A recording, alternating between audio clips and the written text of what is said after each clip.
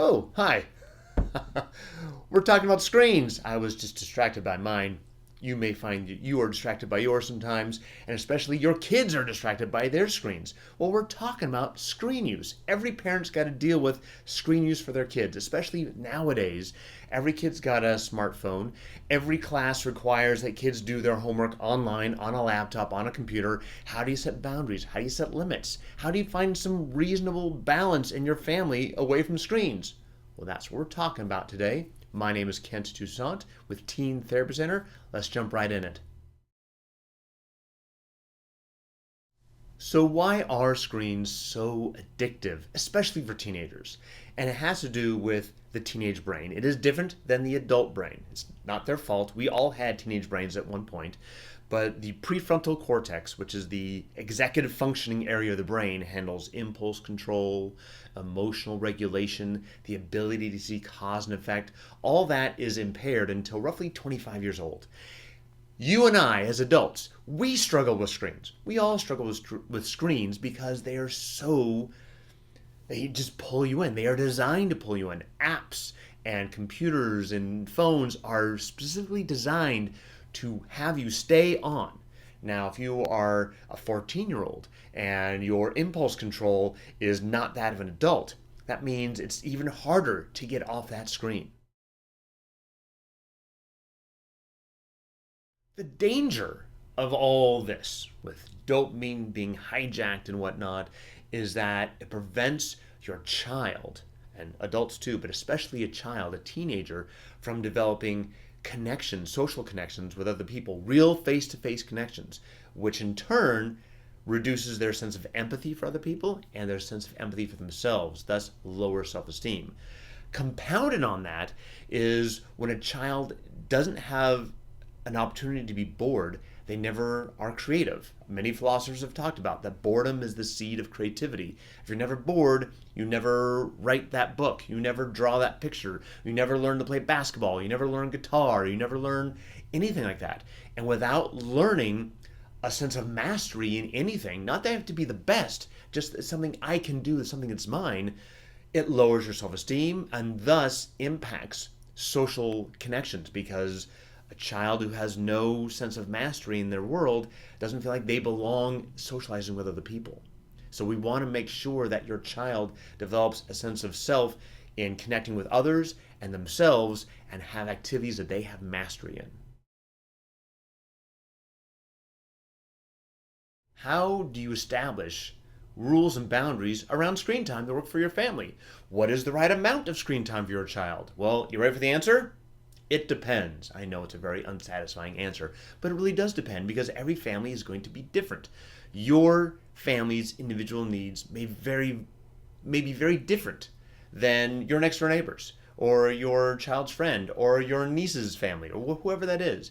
It's really about finding what's right for your family and finding a collaboration with your child. If you just come in as a dictator and say, these are the rules, your child is going to find it very easy to reject those rules and rebel and find every way to break those rules.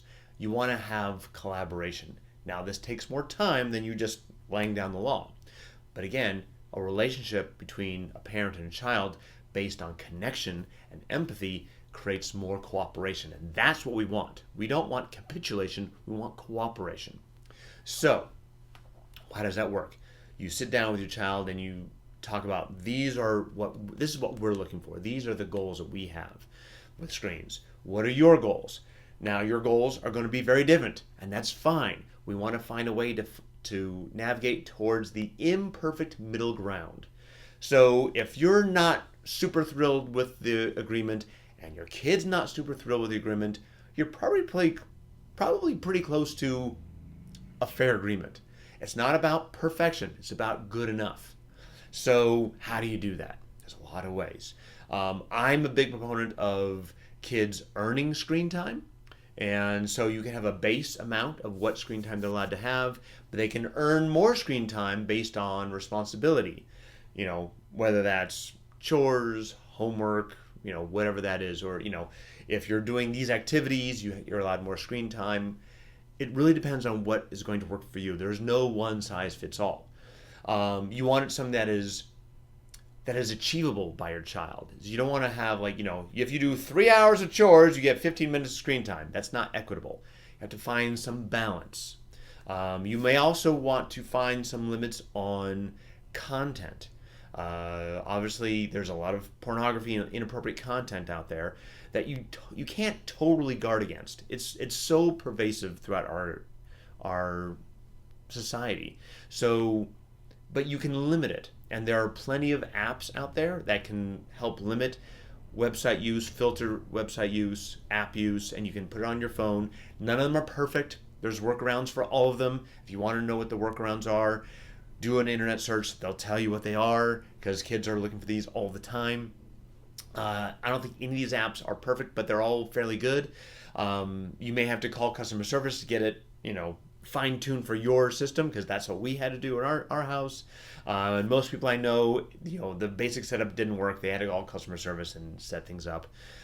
So it's a pain, but it's probably worth it down the line, because what it does is it prevents the tug of war of the phone, which isn't good for anybody. If you can just shut it off from your phone, it makes it easier. But again, if you are shutting the phone off or the device off, you've already worked out with your child what these boundaries are. You've already worked out how and when you're going to do this. So they know, even though they'll still be mad at you and they'll still lose their cool and blow up and all this stuff, deep down inside, they know that you're following what you said you would follow.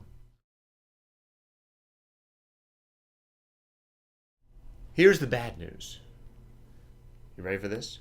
You as the parent need to set the example, especially when your child can't follow it.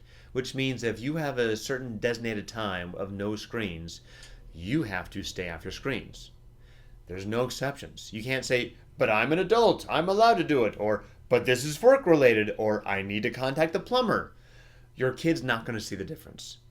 You may see the difference, but your kid isn't. And if your kid doesn't see the difference, you're going to empower them to rebel even more. You need to set the example. So if it's no screens from time X to time Y, you need to be off your screens at that time and just work around that. And what it does is it sets the example that this time that we're spending as a family is important. You are more important to me than my work email. You are more important to me than scheduling the plumber. You are more important to me than Facebook. That's a really valuable message to give, because you want your kids to adopt that value as well. And they're not going to adopt it unless you set the example. As I've said before, there is no one-size-fits-all solution to screens. Everyone, all of us, are dealing with this in one way or another. Take everything from this video that works for you and let go of the rest. Don't worry about things being perfect. But what I would really stress to you is really important is lead by example. Your kids will follow your example more than your words almost every time. And I'm not saying it's going to be perfect. I'm not saying they're not going to fight back. But if you keep showing up as the parent you want to be, eventually you're going to have the cooperation close to where you want it to be with your child. Cooperation from children is based on connection with their parents. So make sure you have that quality time away from screens where you can connect with your kid and develop that cooperation and that connection. So again, I see the impact of screens on families all the time in my practice here at Teen Therapy Center. By the way, I'm a licensed marriage and family therapist specializing in helping kids, teens, and families to live happier lives. And if you or someone you love could really benefit from consulting with a child and family therapist, please contact us at Teen Therapy Center. Our contact information is down below. We'd love to hear from you, and we're happy to have a free phone consultation to figure out how to best support you and your family. Thanks for watching.